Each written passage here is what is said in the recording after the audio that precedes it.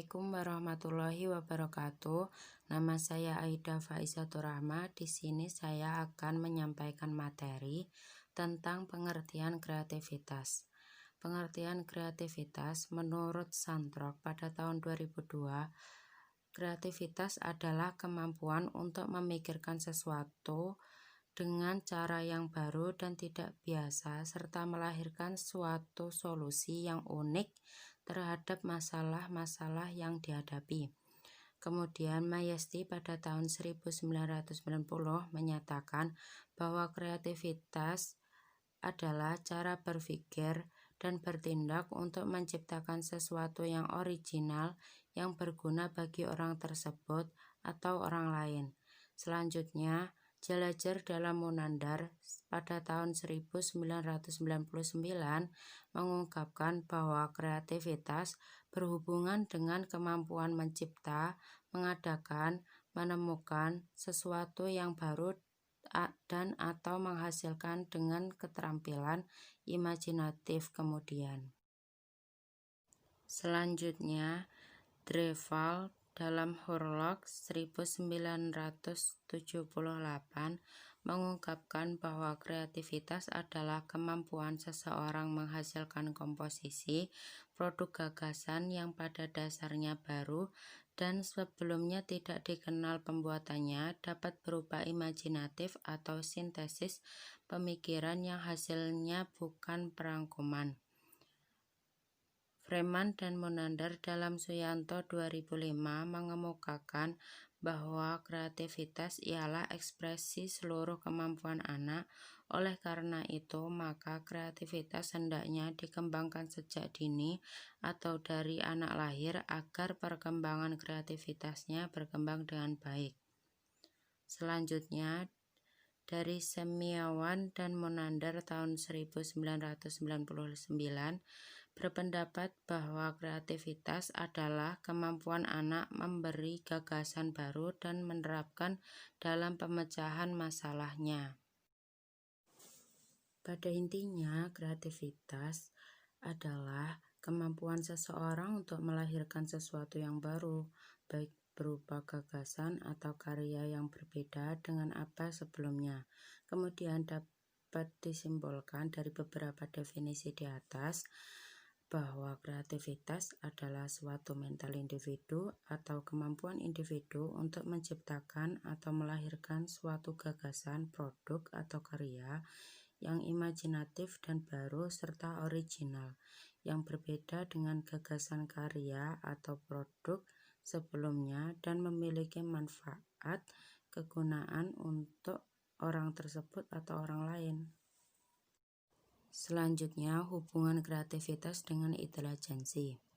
Menurut Jamaris pada tahun 2010 mendefinisikan intelijensi sebagai sesuatu kemampuan interaksi aktif antara kemampuan yang dibawa sejak lahir dengan pengalaman yang diperoleh dari lingkungan yang menghasilkan kemampuan individu untuk memperoleh, mengingat, dan menggunakan pengetahuan, faham dari makna konsep konkret dan konsep abstrak, memahami hubungan-hubungan yang ada di antara objek, pariwisata, ide, dan kemampuan dalam menerapkan semua hal tersebut di atas untuk memecahkan masalah yang dihadapi dalam kehidupan sehari-hari.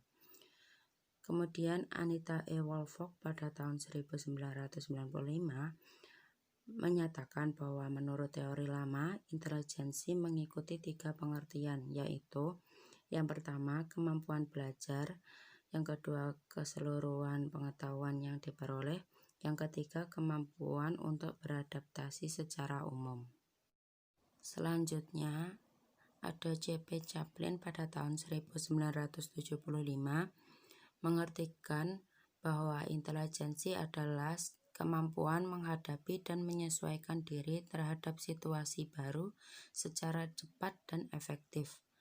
Kemudian Raymond Cattell dan kawan-kawan mengklasifikasikan intelijensi ke dalam 2 kategori, yaitu yang pertama, fluid intelligency, yaitu tipe kemampuan analisis kognitif yang relatif tidak dipengaruhi oleh pengalaman belajar sebelumnya.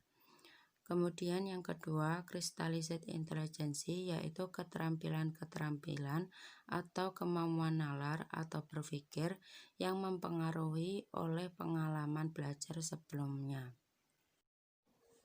Dari definisi di atas mengenai pengertian intelijensi dan pengertian kreativitas, dari pokok bahasan sebelumnya, maka sudah terlihat jelas bahwa terdapat hubungan antara kreativitas dan intelijensi.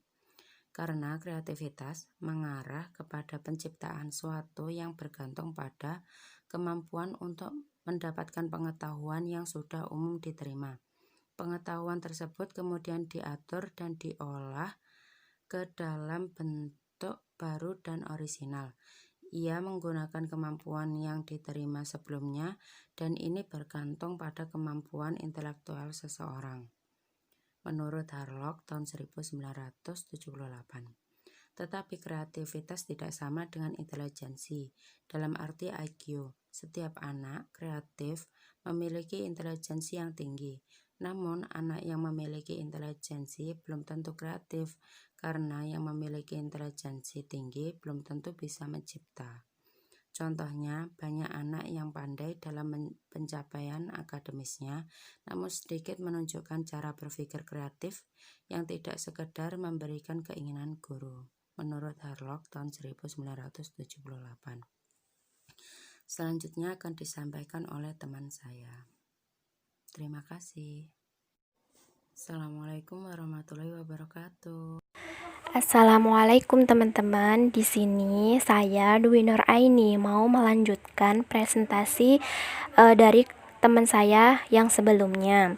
Di sini saya akan membahas tentang mekanisme kreativitas. Orang yang kreatif adalah orang yang mempunyai ide dan suatu gagasan dalam menciptakan suatu yang baru. Urutan tahap kreativitas terdiri dari 5 tahap proses, yaitu yang pertama adalah persiapan.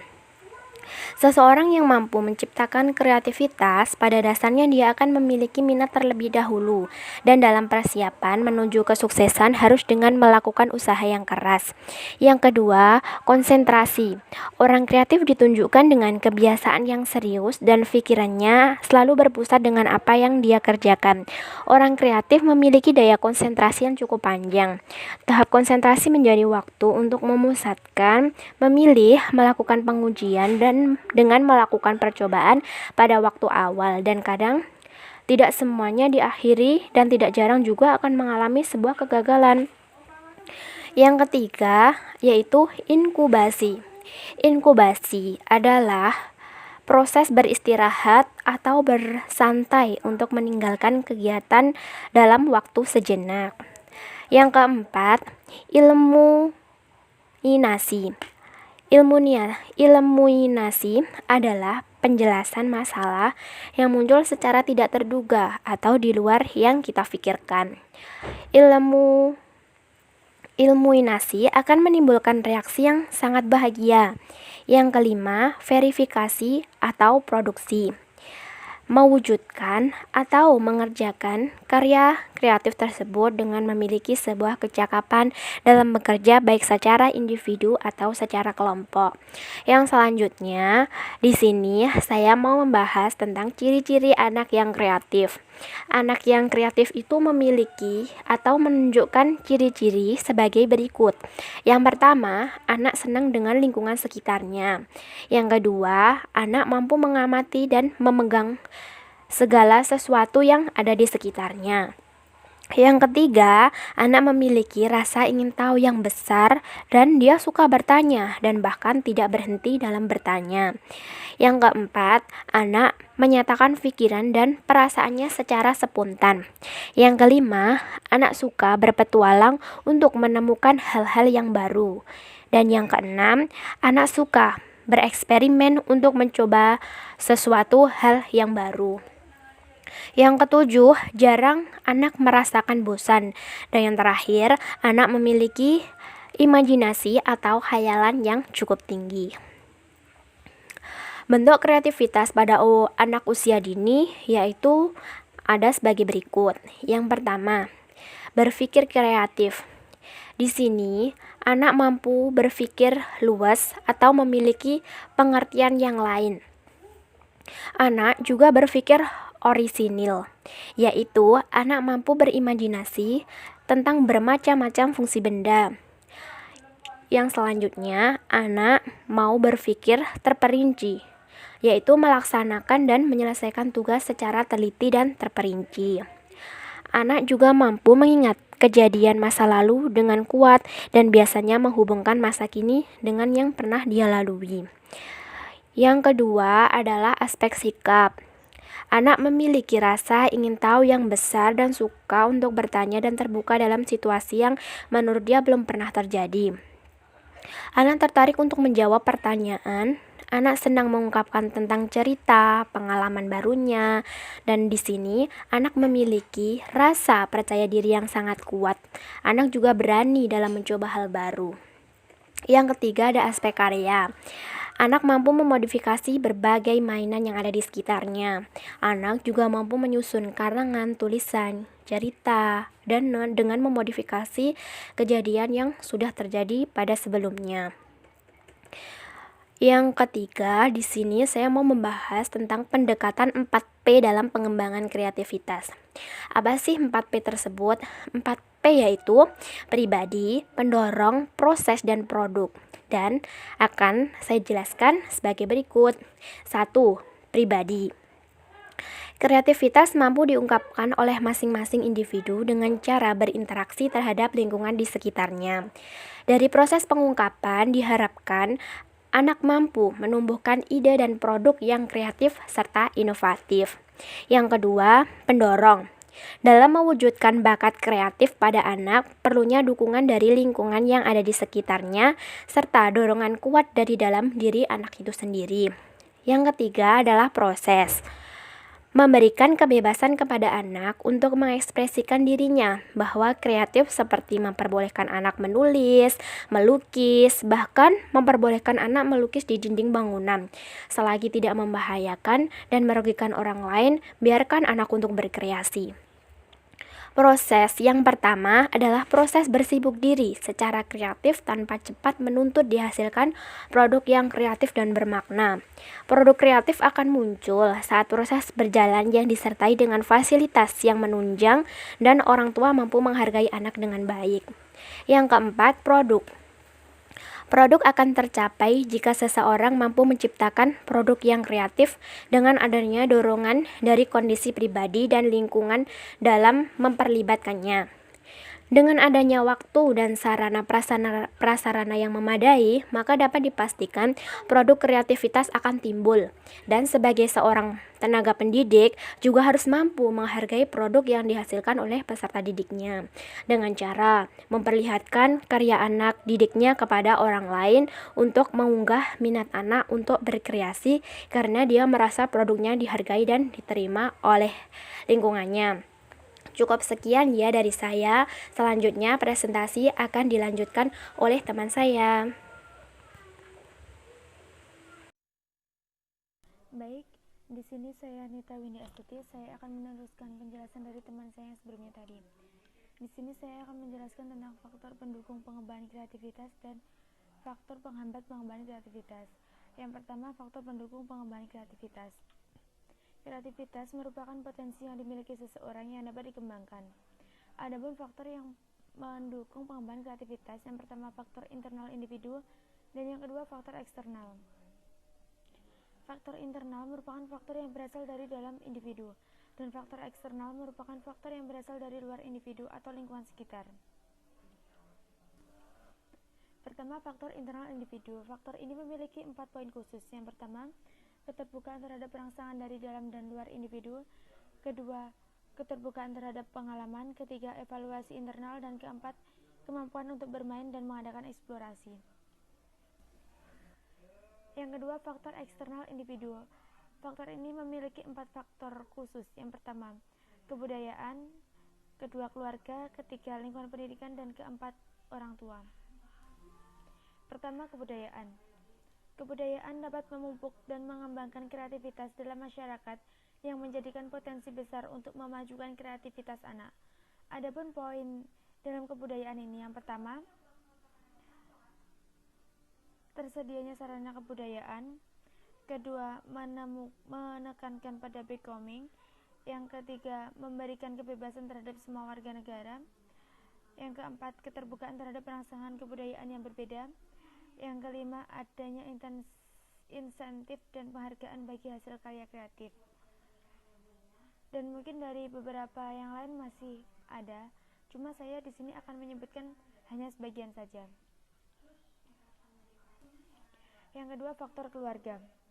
Dalam suatu keluarga, orang tualah sebagai pemegang otoritas untuk pembentukan kreativitas anak. Adapun sikap orang tua yang dapat menunjang pengembangan kreativitas anak, yakni sebagai berikut ini. Yang pertama, menghargai pendapat anak. Kedua, memberikan waktu untuk berpikir, merenung, dan berkhayal. Ketiga, membiarkan anak mengambil keputusan sendiri. Keempat, menunjang dan mendorong kegiatan anak. Dan yang kelima, memberi pujian yang sungguh-sungguh kepada anak. Ketiga, faktor lingkungan pendidikan. Faktor ini sangat berpengaruh besar terhadap kemampuan berpikir anak yang bisa untuk menghasilkan produk kreativitas. Adapun beberapa poin yang ada di faktor ini. Yang pertama, anak hendaknya menjadi pelajar yang aktif. Anak perlu merasa nyaman dan dirangsang di dalam kelas. Guru merupakan narasumber, menjadikan pengalaman belajar dekat dengan pengalaman nyata. Anak perlu merasa bebas berdiskusi dengan temannya ataupun guru. Yang keempat, faktor orang tua. Orang tua merupakan hal terpenting dalam pengembangan kreativitas anak. Komunikasi yang baik, stimulasi, dan tindakan orang tua sangat diperlukan anak. Adapun cara komunikasi yang baik antara orang tua dengan anak adalah sebagai berikut ini.